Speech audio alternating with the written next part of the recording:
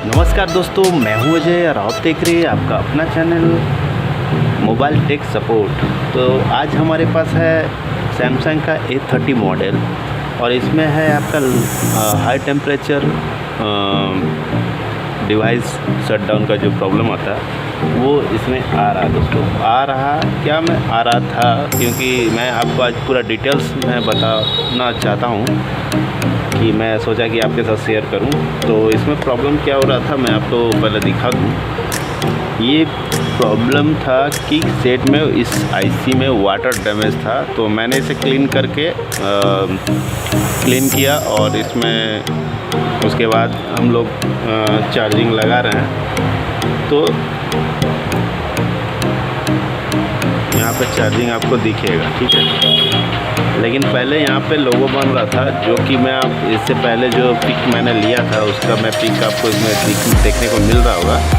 तो अभी तो ये बैटरी का रीडिंग आ गया, मतलब ये परसेंटेज दिखा रहा, तो लेकिन ये चीज़ पहले नहीं था दोस्तों, ठीक है।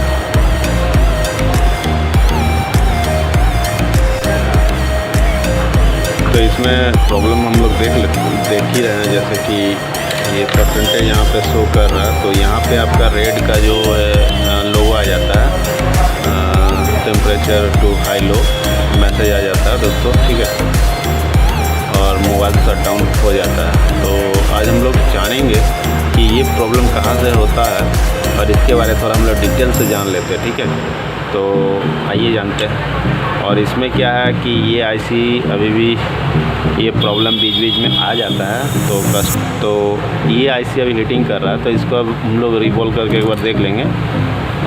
लेकिन हम लोग का मेन जो है मुद्दा है कि ये जो प्रॉब्लम कहाँ से और कैसे करके हम लोग सॉर्ट आउट करेंगे, चाहे वो A20 में हो या A30 में हो।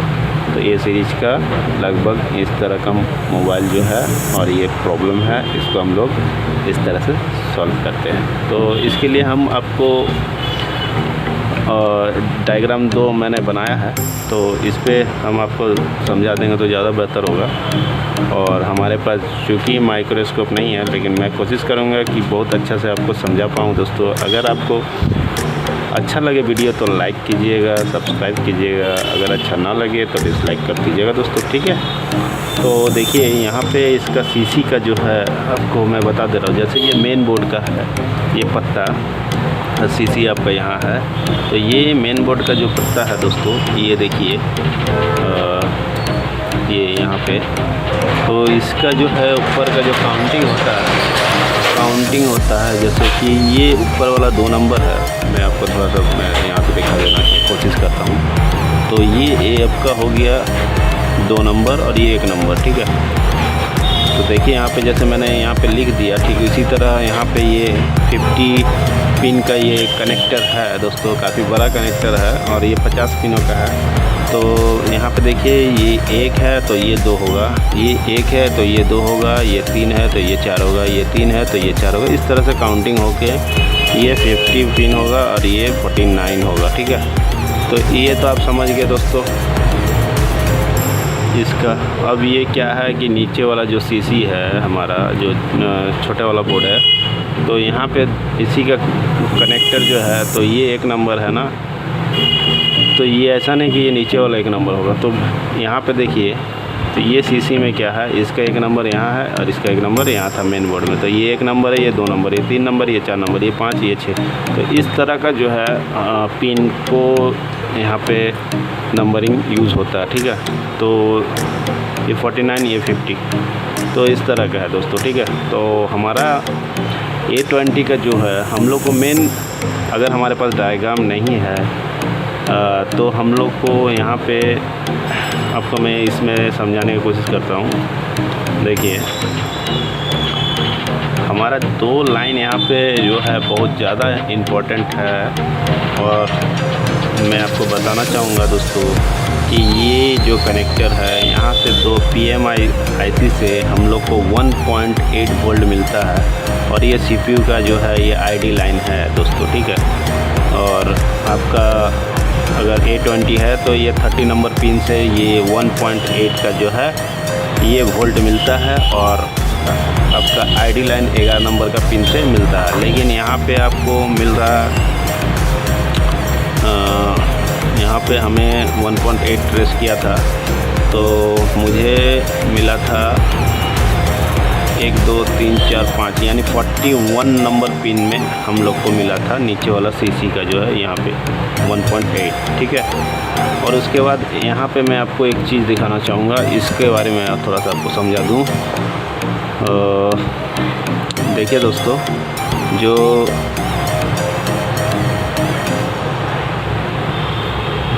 देखिए अगर आप देख पा रहे हैं तो मैं आप कोशिश कर रहा हूँ, लेकिन हमारे पास तो माइक्रोस्कोप नहीं है, इसीलिए थोड़ा सा आप ध्यान देंगे तो आपको समझ में आ जाए। देखिए एक बड़ा वाला जो है वो आपका है हम लोग का ये थर्मल है, जो कि TH से डिनोटेड किया जाता है डायग्राम में दोस्तों। और बीच वाला जो है एक कैपेसिटर है, और एक जो यहाँ पे एक रेजिस्टेंस लगा हुआ है जो कि 100K का रेजिस्टेंस है, जो रजिस्टर है जो, ठीक है। यहाँ पे मैं आपको यहाँ पे दिखा देता हूँ तो आपको दिख जाएगा। मैं बस आप यहाँ पे देखिए 3 यहाँ पे कंपोनेंट्स है, ठीक है, अगर आपको दिख रहा है।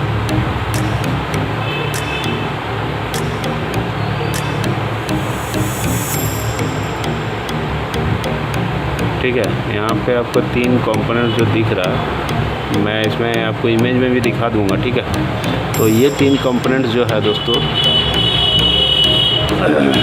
मैं इमेज में आपको जूम करके दिखा दूंगा, तो वीडियो पूरा देखें ताकि आपको पूरा बात को समझना है। और इसके बाद से इस तरह का अगर प्रॉब्लम आएगा तो आप इसको रिसॉल्व करेंगे दोस्तों। देखिए यहाँ पे ठीक उसी तरह मैंने 3 कंपोनेंट्स को लगा दिया, एकदम उसी तरह ड्रॉ कर दिया है। तो ये वर्क किस तरह से कर रहा है ये तो दोस्तों, ये जो आपका 3 कंपोनेंट्स है, मैं आपको जैसे उसमें इमेज में भी आपको दिखाया, ठीक है। तो 3 कंपोनेंट्स है जो देखिए, ये जो है ये थर्मल जो है ये लाइन है, किस तरह से वर्क करता है। जैसे ये थर्मल है, ठीक है, और इसके बीच में है आपका एक कैपेसिटर है और एक आपका ये 100K का ये रेजिस्टेंस है, नॉर्मल वाला है, ठीक है। तो ये किस तरह से वर्क करता है, देखिए ये जो CPU का लाइन एक आ रहा है यहाँ पे, CPU का लाइन ये CPU तक जा रहा है, सॉरी, ये आपका थर्मल का जो है, थर्मल का ये CPU तक यहाँ पे इंफॉर्मेशन देता है आपका जो है ये चार्जिंग का, जो आपका जो शट डाउन जो हो जाता है, ये ओवर हीटिंग या ओवर वोल्टेज, तो ये इसी का जो है ID लाइन से इसको सेंस करता है CPU। और ये जो है जैसे कि ये PMIC से हमारा 1.8 वोल्ट जनरेट होकर DC टू DC IC से बन के हमारे पास पहुंचता है, और ये कनेक्टर में। तो जैसे कि PMIC है, जैसे कि PM मतलब PM का फुल फॉर्म हो गया जैसे पावर मैनेजमेंट IC, ठीक है। तो ये 1.8 ये जो वोल्टेज है ये भी जो है इसे आना बहुत ज़रूरी है दोस्तों, नहीं तो हमारा जो है मोबाइल में इस तरह का चार्जिंग एरर का जो प्रॉब्लम आएगा, ठीक है। तो ये 1.8 जो है ये वोल्टेज यहाँ पे 100K का जो ये रजिस्टर है इसी के अंदर में इन होता है, और उसके बाद ये यहाँ से आउट होने के बाद ये कैपेसिटर में यहाँ पे पहुँच के ये फ़िल्टर करता है दोस्तों। फ़िल्टर करने के बाद वोल्टेज को फिर इस तरह से आगे बढ़ता है। आगे बढ़ने के बाद दोस्तों यहाँ पे जो थर्मल है यहाँ से इसे सेंस करके यहाँ पे आगे की और ये लाइन जो है सीधा CPU को कनेक्ट होता है। यहाँ पे CPU के साथ सीधा कनेक्ट है, बीच में कोई भी कैपेसिटर यहाँ पे यूज़ नहीं किया गया दोस्तों, ठीक है। तो ये मैं आपको यहाँ पे वोल्टेज भी दिखा दे रहा हूँ। इस जगह में 1.8 जो वोल्ट यहाँ पे आना ज़रूरी है दोस्तों, 1.8 वोल्ट यहाँ पे आना ज़रूरी है, ठीक है। तो आइए हम लोग चेक करके भी एक बार देख लेते हैं क्या ये 1.8 वोल्ट आ रहा है। अगर ये वोल्टेज अगर नहीं पहुंचता दोस्तों तो आप सीधा यहाँ पे जैसे कि मेन बोर्ड है यहाँ से भी चेक कर सकते हैं, लेकिन ये बेस्ट रहेगा, ठीक है।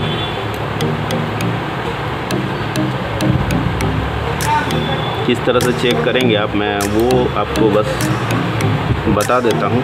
तो देखिए ये जो है रेड प्रोड को हम लोग ग्राउंड कर देंगे और यहाँ पे है ना हम लोग को देखना है, जैसे आपको ये 20 में रखना है मीटर को और यहाँ पे हम लोग को सर्च करना है कि कहाँ पे 1.8 वोल्ट हम लोग को मिलता है। लेकिन इस तरह से बंद में हम लोग अगर सर्च करेंगे तो शायद हम लोग को ना मिले दोस्तों। तो मैं इसके लिए ऑन करना होगा सेट को। तो ये ऑन करने से अच्छा मैं सीधा आपको यहाँ पे लेके ऑन करने से पहले तो सीधा मैं आपको 1.8 जो है इस 100K का जो रजिस्टर्ड है उसके पास आ रहा है कि नहीं, मैं वो आपको दिखाने का कोशिश कर रहा हूँ दोस्तों, ठीक है। तो यहाँ पे देखिए मेरा मोबाइल अभी बंद है और हम लोग यहाँ पे जैसे पावर को शॉर्ट करेंगे ना तो ये ऑन होगा दोस्तों, ठीक है। देखिए ये हमारा जो हैंडसेट ऑन हो चुका है दोस्तों। तब अब हम लोग को यहाँ पे ये वोल्टेज यहाँ पे हम लोग को देखना पड़ेगा। तो इसको हम लोग रेड प्रोड को ग्राउंड करते हैं और यहाँ पे देखिए ये छोटा वाला यानी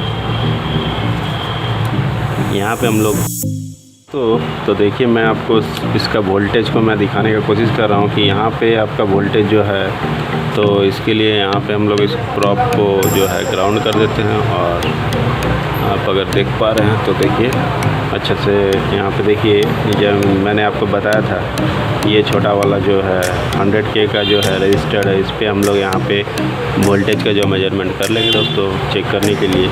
तो यहाँ देखिए मैंने ये रखा तो देखिए 1.8 के करीब है, 2-3 का कोई ये नहीं रहता दोस्तों।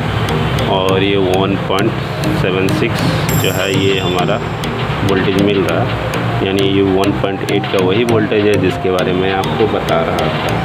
तो देखिए यहाँ पे ये वोल्टेज अगर आ रहा है तो यानी ये ठीक है दोस्तों, ठीक है। अभी अगर ये वोल्टेज अगर ब्रेक होता है, और ब्रेक इसलिए ज़्यादा होता है कि इसमें वाटर डैमेज का शिकायत आता है दोस्तों, ठीक है।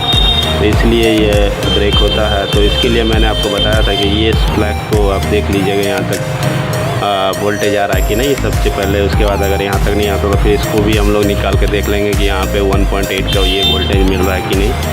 अगर यहाँ अगर मिलता है दोस्तों यानी इस फ्लैग के अंदर कहीं ना कहीं प्रॉब्लम है। तो बस उस जगह से जंपरिंग करना है और यहाँ तक हम लोग को एक जैसे कि मान लीजिए अगर यहाँ तक अगर नहीं आ रहा है, अगर इस जगह तक अगर वोल्टेज हम लोग को 1 पॉइंट ये नहीं मिल रहा, अगर यहाँ मिल रहा है, यहाँ पे हम लोग को मिल रहा है और ये फ्लैग्स इसमें अगर प्रॉब्लम है तो हम लोग यहाँ से सीधा एक जंपर लेंगे और इस जंपर को हम लोग ले जाके यहाँ पे सीधा जंपरिंग कर देंगे दोस्तों, ठीक है। यही है इसका प्रॉब्लम का सॉल्यूशन। बस